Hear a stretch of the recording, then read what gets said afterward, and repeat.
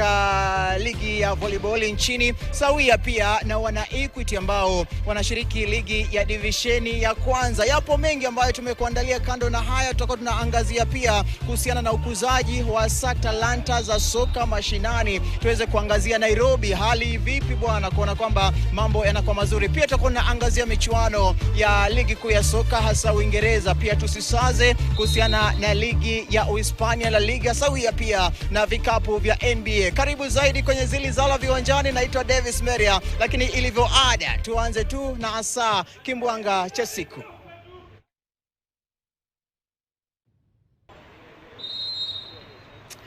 Karibu tena mtazamaji, hasa pakubwa nilivyokuambia ni kwamba tupo katika uga wa Nyayo. Mechi ambayo inaendelea sasa hivi ni mechi ya kirafiki kati ya timu mbili, timu ya Kapu ambayo hasa inahusisha wachezaji kutoka pale utumishi wa huduma ya polisi, na sawia pia wachezaji wengi wanapiga humo. Alafu pia Equity ambao wanashiriki divisheni ya kwanza katika ligi ya volleyball humu nchini. Nitaweza tu kuzungumza na baadhi ya wale ambao wamekuwa mstari wa mbele kuona timu hizi zinashiriki mashindano haya, na je, wakati wanashiriki hii mechi ya kirafiki wanajiandaa kwa ajili ya mashindano yajayo. Ni mashindano yepi haya, na kuhusiana na jedwali la ligi kuu wanashikilia nafasi ya ngapi, nitazungumza na makocha. Alafu baadaye mchuano ukimalizika nitakuwa nazungumza na wachezaji ambao watakuwa wamemaliza mechi yao. Sasa hivi tu nizungumze na meneja mkuu wa timu ya Kapu. Karibu zaidi kwenye Zilizala Viwanjani. Hii leo tumeweza kudunda humu ndani, tuone vipi hapa mambo yalivyo. Tuanze tuna jina lako, kisha mechi hii hasa kwenu mnajipima vipi, mnajiandaa kwa ajili ya nini,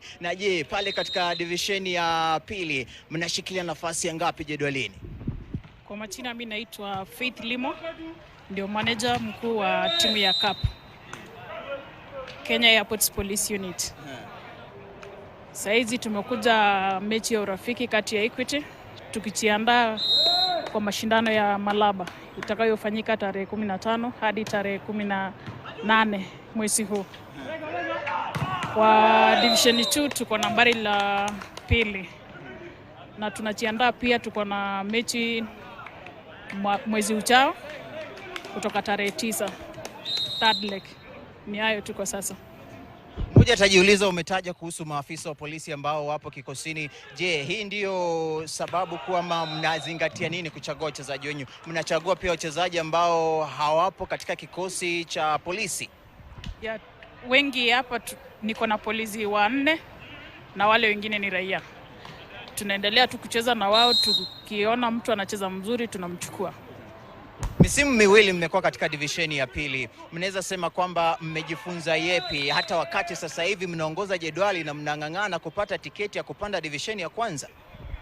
Tumejifunza mengi, na sisi tunang'ang'ana tupande hiyo daraja ya kwanza ndio niweze kuleta wachezaji wengine. Pale kwangu inakaa kama grooming zone. Tuna groom vijana, alafu hata Equity wakitaka wengine na wapatia. Tunaweza sema unapatia mpinzani bakora la kukunyuka we mwenyewe, sababu vijana wengi hawana ajira. So pale inakaa kidogo tunawakuza wakikuwa wazuri. Hata cheshi, kuna mmoja nilipeana cheshi. Asante sana. Mashabiki utawaambiaje sasa hivi? Naambia wachipambe. Wajibambe. Wapo kwenye Zilizala Viwanjani, wajionee wenyewe uwanjani. Kabisa. Huyu amekuwa hasa team manager mwenyewe wa klabu ya Kapu ambayo inahusisha hasa wachezaji wanaojihusisha na kitengo cha polisi nchini. Wengi wao wanapiga katika klabu hicho. Tutazungumza pia na kocha kutoka klabu ya Equity. Kocha, karibu zaidi. Nguvu mnajipima, lakini mmoja atajiuliza mbona bwana iwe dhidi ya Kapu? Tuanze kwanza na jina. Kwa majina naitwa Sami Kiprono Kirongo. Mimi ndio mkufunzi wa Equity Bank kwa miaka 4 zilizopita. Leo ni siku mzuri kwetu kwa sababu tumetembelewa na timu ya polisi kutoka kule airport, na wanacheza vizuri ili pia wapate nafasi ya kujiandaa katika mashindano ambayo yatakuwa kule Malaba. Wao wako katika division ya pili. Wakicheza vizuri watapanda ngazi wapate nafasi katika division ya kwanza. Divisheni ya kwanza sasa hivi mambo yako vipi? Ushindani uko vipi msimu huu wakati tunaendelea? Divisheni ya kwanza ni ngumu, na hii mkondo ambao tunaenda itakuwa mzuri kwa sababu teams zinakutana ili tujue nani atapanda juu na kuteremka chini. Hizi teams 16 ambao watakutana kule Malaba, kuna mechi ngumu ambapo lazima watu wacheze vizuri ili kwamba teams ipate nafasi ya kuchukua nambari ya kwanza mpaka 8. Kuna formula imetolewa na Kenya Volleyball Federation kwamba nambari 1 anakutana namba 8, namba 2 namba 7, ili wacheze kitu ambayo inaitwa best of 3. Alafu pia ukimaliza hapo unaenda quarters, alafu hivyo unaenda semis, alafu finali. So mwaka huu 23-24 ni ngumu kwa timu zote, ndio unaona watu wanajiandaa vizuri ili wakifika kule wacheze vizuri. Sasa hivi mnashikilia pengine nafasi ya ngapi, na wakati mnaingia katika mkondo ujao mnapiga dhidi ya nani na mnaboresha wapi kuna kwamba mnatoa ushindi dhidi ya mpinzani wenu mechi ijayo? Sisi tuko katika nafasi ya 6, na kule tuko na mechi ya kwanza itakuwa Rift Valley Prisons, ya pili itakuwa KDF timu ya jeshi, alafu on Friday tutakuwa na Western Prison, alafu tumaliza na timu ya Kenya Ports Authority kule Mombasa, ambapo timu zote wako sawa.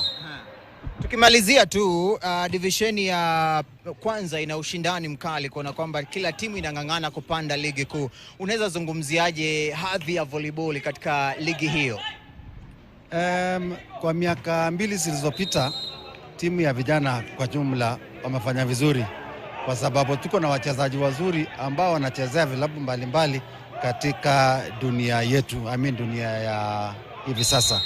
So tunafurahi kwamba vijana wanaendelea kwa sababu wameipata mafunzo mzuri, isipokuwa tunaikosa ile kitu ambayo tunaitwa kuchezea katika ukumbi. Hiyo pia inachangia sana katika Kenya yetu, kwa sababu ukiona teams kama za Rwanda wako na vifaa mzuri, na hii mchezo wetu inatakikana ichezewe katika ukumbi.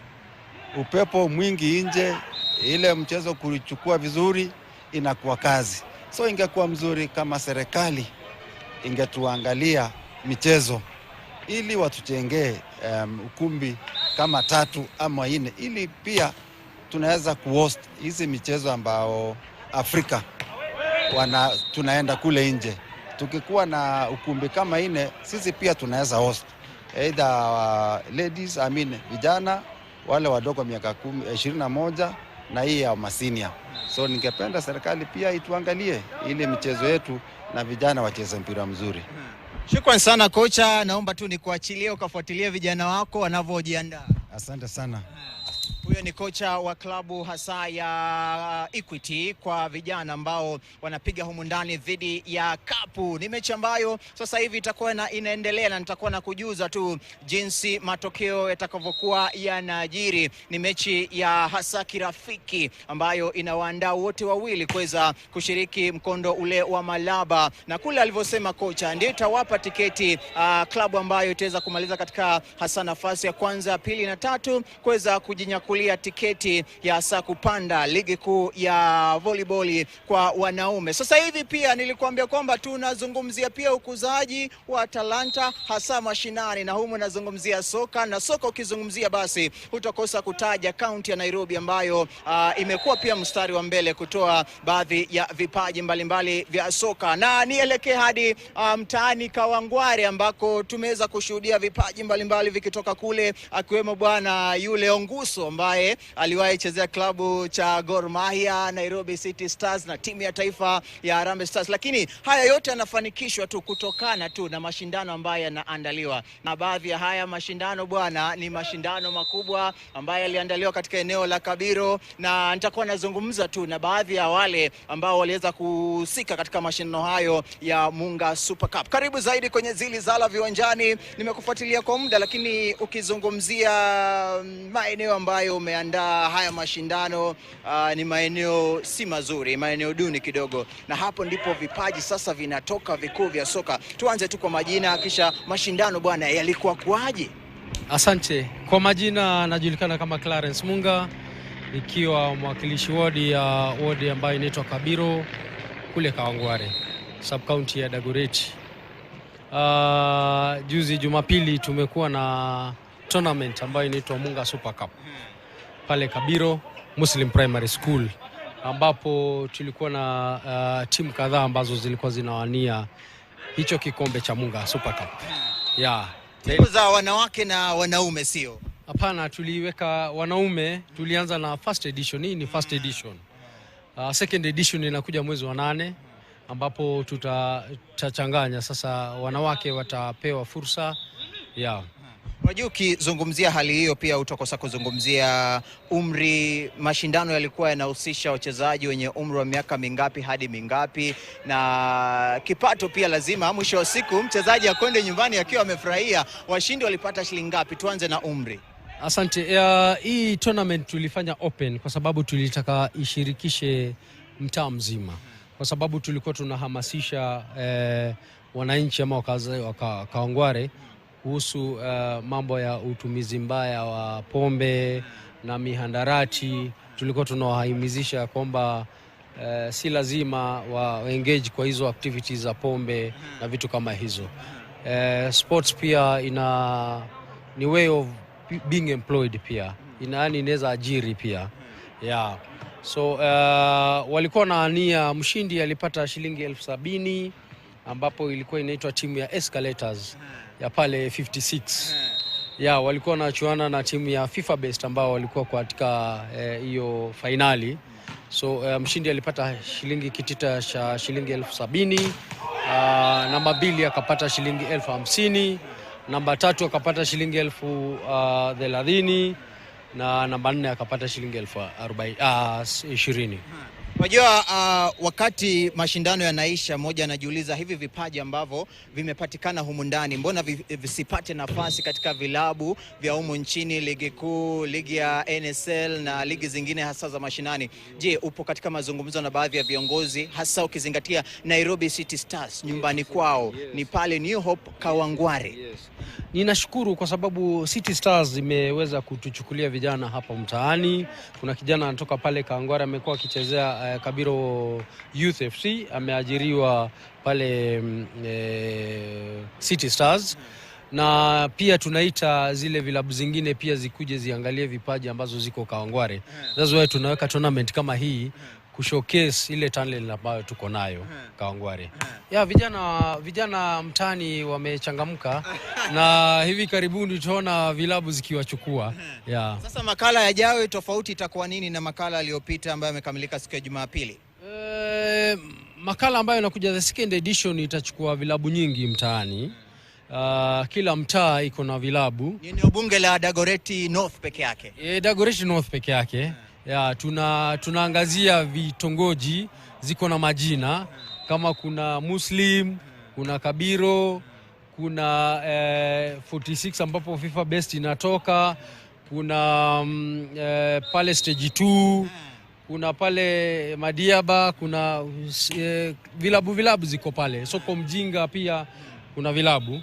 So ninaangazia hii ichukue kama wiki 2-3, ambapo vijana watamenyana, tujue gani nzuri ama which is the best club mtaani ama well organized club mtaani. Timu ngapi ambazo unalenga zishiriki humo ndani, na umesema kwamba makala yajayo yanashirikisha timu pia za kinadada? Mnalenga timu ngapi upande wa wanaume, timu ngapi upande wa kinadada, na iwapo vilabu vitataka kujihusisha vitajisajili vipi?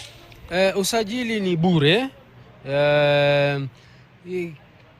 Kitu ya maana ni kwamba wawe tu kuna klabu yao ambao wamejisajili kama klabu. Ninaangazia kuhakikisha kwamba tuko na klabu not less than 10 mtaani. Hiyo ni ya wanaume. Wanawake ninajua itakuwa wachache kidogo, kama 6 ama 4 ambayo itasisimua mtaani. Tarehe ya kwanza kisha ugaandalizi. Ndio ninaenda kuketi sasa na wale timu ambayo imekuwa kinisaidia, na pia nichukue fursa hii kuwashukuru technical team ambayo ilisimama pamoja na mimi. Dennis tuko na yeye leo hapa, ambaye pia ndio alikuwa mwenyekiti wa hiyo kamati, akina Watene wale wa Kabiro, akina Juma, wale wa FIFA Best na pia wale wa Escalators ambao tulijumuika kuhakikisha kwamba tunatengeneza hii tournament. So imekuwa tournament safi, na pia ofisi yangu ikishirikiana na Tiago, Willy na Faith ambao walikuwa pale kuhakikisha kwamba tournament inafanikiwa. So ninawashukuru sana kwa ajili ya hiyo. Mashabiki utawaambiaje tukimalizia hapa hivi? Mashabiki wa Kawangware tumeanza, hii ndio mwanzo. Ninawahimiza ya kwamba next edition itakuwa kubwa, nahitaji vijana wote wakuje, tunataka kukuza talanta mtaani. Na hii ni first edition, second edition wajitayarishe, tunakuja. Kitita kitakuwa kingi kidogo, si 70. Mkwanje unaongezeka. Mkwanje utaongezeka. Kabisa. Shukran sana na kila laheri. Asante, shukran sana, na pia nashukuru KTN kutupatia nafasi.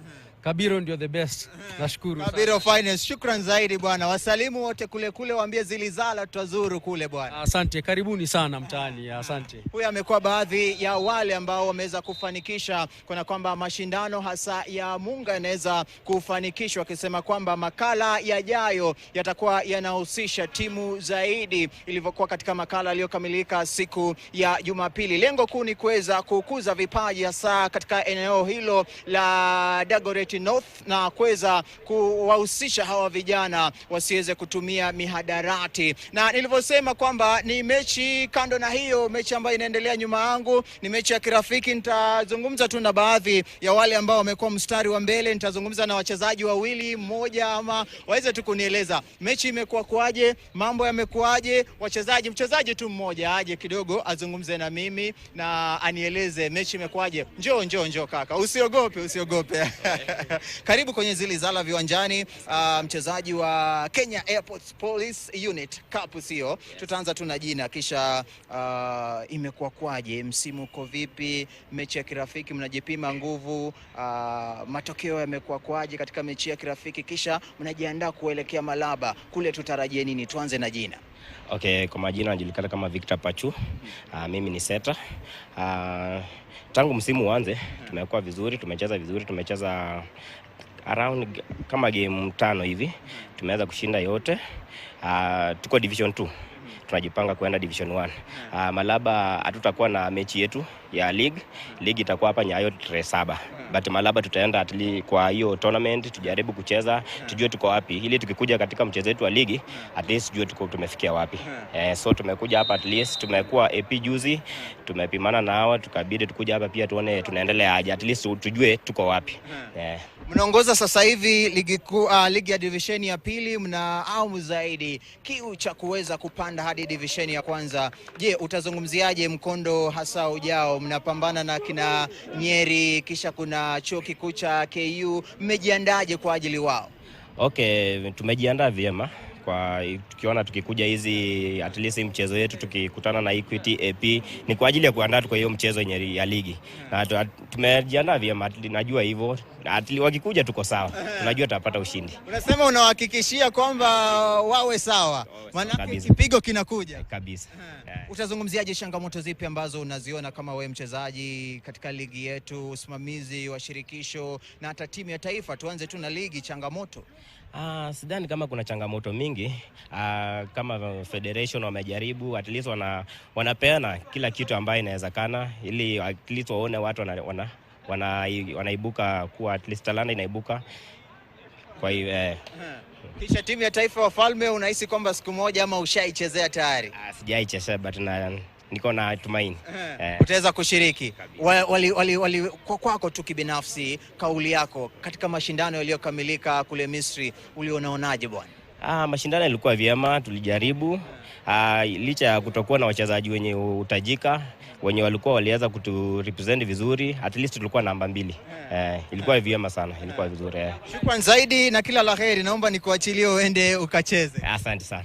Huyo ni baadhi ya wachezaji wakiweza kunielezea kuhusiana tu na mashindano haya. Kama mpiga picha yangu hapa atakupa tu taswira kamili ya jinsi mashindano yanavyoendelea, kabla tu ya kuzungumza na mchezaji wa klabu ya Equity aweze kunieleza, je, mambo yako vipi upande wao bwana, hali vipi katika divisheni ya kwanza, na je wanajiandaaje kwa mkondo hasa ujao pakubwa. Ni mechi ambayo inaendelea, na pia atakuwa anatueleza matokeo yako vipi kufikia sasa hivi, seti ni ya ngapi na nani ameweza hasa kutoa ushindi katika seti ya kwanza, ya pili na ya tatu, baada tu ya mechi kukamilika, timu zote mbili zikiweza kumenyana katika mechi hii ya kirafiki ya kupimana nguvu na kujinoa makali kwa ajili hasa ya mashindano yajayo ya kule Malaba. Nizungumze tu na huyu mchezaji.